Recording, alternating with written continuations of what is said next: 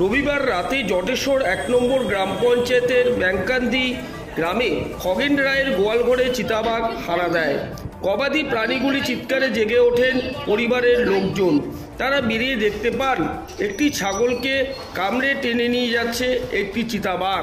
ঘটনায় আতঙ্কিত গ্রামবাসীরা হইচই শুরু করেন, কিন্তু চিতাবাঘটি ছাগলটি নিয়ে চম্পট দেয়। সোমবারও দেখা গিয়েছে চিতাবাঘের আতঙ্কে ছিটিয়ে রয়েছে ব্যাংকান্দি গ্রামের বাসিন্দারা। বিশেষ করে সোমবার সন্ধ্যার পর ঘর থেকেই বের হতে চাইছেন না অনেকেই।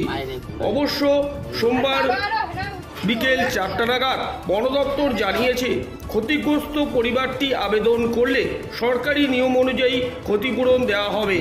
এ প্রসঙ্গে সোমবার বিকেল ৪টা নাগাদ ক্ষতিগ্রস্ত খগেন রায় কী বলল শুনে নেওয়া যাক।